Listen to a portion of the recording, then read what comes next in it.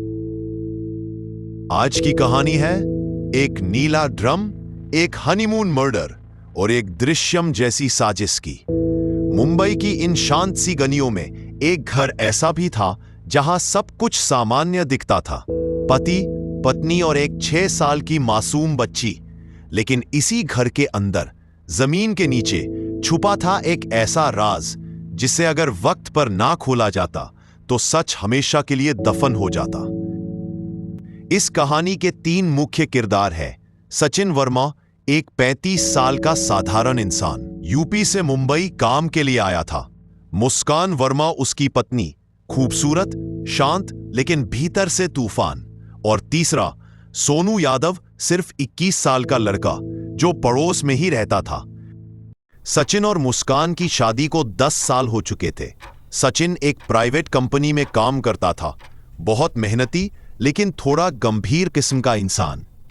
उसने कभी मुस्कान को वक्त की तरह समझा और कभी समय नहीं दिया। मुस्कान की जिंदगी में पहले प्यार की जगह अब एक रूटीन था। सुबह उठकर बेटी को स्कूल भेजना, घर का काम करना और रात को चुपचाप सो जाना। अब आगे देखते हैं मुस्कान और सोनू की नजदीकियां। सोनू उसका पड़ोसी, जो दिन में कॉल सेंटर में काम करता और शाम को जिम में पसीना बहाता। उसका जिंदा दिल अंदाज, मस्ती भरी बातें और हर चीज को अलग नजरिए से देखना मुस्कान के लिए एक ताजा हवा का झोंका बन गया। शुरुआत सिर्फ एक हल्की मुस्कान से हुई, फिर बातें हुई, चाय पर मुलाकातें, और कब दोनों के बीच अफेयर शुरू हुआ ये पता ही नहीं चला। सोनू को मुस्कान की खूबसूरती और परिपक्वता आकर्षित करती थी, जबकि मुस्कान को उसमें वो ध्यान, वो जुनून दिखता जो सचिन से खो गया था। धीरे धीरे ये रिश्ता इतना गहराता गया कि दोनों को अब छिप छिप कर मिलने से घिन होने लगी थी। उन्हें अब एक आजाद जिंदगी चाहिए थी जिसमें कोई सचिन ना हो। अब मुस्कान और सोनू ने सचिन की हत्या की योजना बनाना शुरू कर दिया।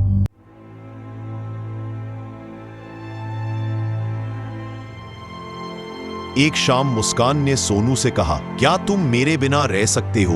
सोनू बोला, नहीं, और ना ही तुम्हें उस आदमी के साथ देख सकता हूं। मुस्कान ने धीरे से कहा, तो फिर रास्ता साफ करना होगा। उस दिन के बाद दोनों ने मिलकर एक पूरा प्लान बनाया। इंटरनेट पर रिसर्च की गई, कौन सा जहर ऐसा है जो शरीर में जल्दी असर करे लेकिन शुरुआती लक्षण सामान्य हो।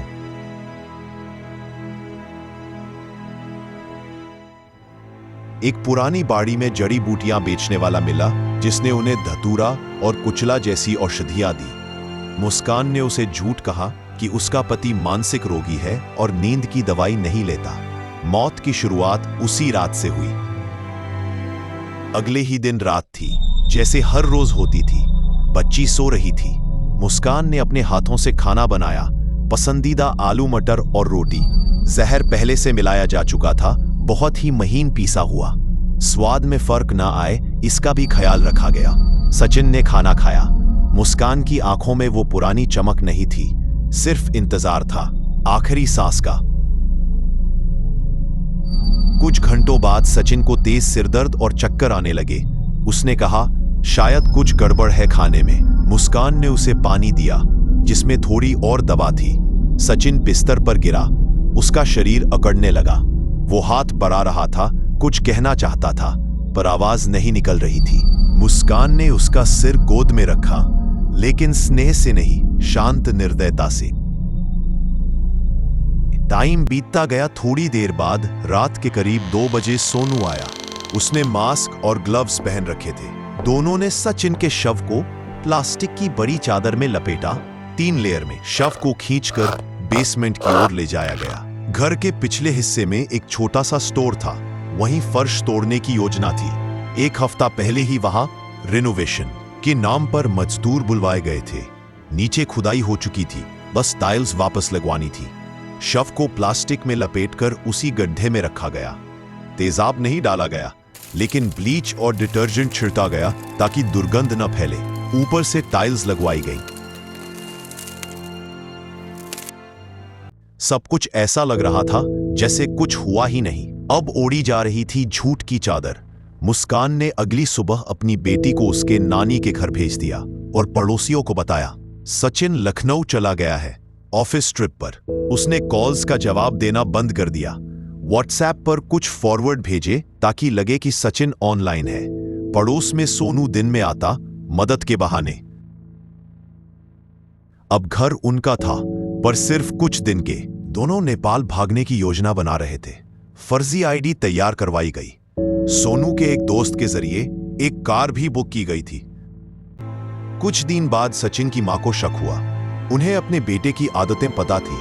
इतने दिन बिना फोन, बिना बात, असंभव। उन्होंने लखनऊ ऑफिस में फोन किया। पता चला सचिन वहां आया ही नहीं। बस फिर क्या था, मुंबई पुलिस में गुमशुदगी की रिपोर्ट दर्ज हुई।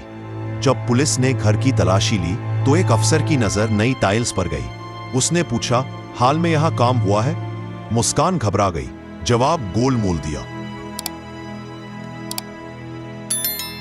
पुलिस ने शक के आधार पर टाइल्स तोड़वाई। गड्ढा मिला और उसमें मिली वो सड़ती हुई प्लास्टिक की लाश। डीएनए टेस्ट में पुष्टि हुई वो सचिन ही था। मुस्कान और सोनू को गिरफ्तार किया गया। पुलिस पूछताछ में मुस्कान टूट गई। उसने हर बात कबूल ली। सोनू ने भी शुरुआत में इनकार किया, लेकिन चैट्स, कॉल्स और जहर के सबूतों के सामने वो भी झुक गया। पुलिस को प्लास्टिक की खरीद की रसीद, ब्लीच का डब्बा और एक फर्जी आईडी भी मिली, जिससे साबित हुआ कि भागने की पूरी तैयारी थी। अब आगे की जांच जारी है, लेकिन एक बात साफ है, कभी कभी रिश्तों में आई दरारें इंसान को ऐसी राह पर ले जाती हैं जहां से वापसी नहीं होती। सचिन की गलती सिर्फ इतनी थी, वो मुस्कान को समझ नहीं पाया। और मुस्कान की सबसे बड़ी भूल ये थी, उसने बात करने की जगह हत्या को चुना। प्यार जब सीमा से बाहर चला जाए तो वो इंसान को अंधा बना देता है, और जब उस अंधेपन में कोई जुर्म होता है तो वो सिर्फ एक जुर्म नहीं रहता, वो कई जिंदगियों को तबाह कर देता है।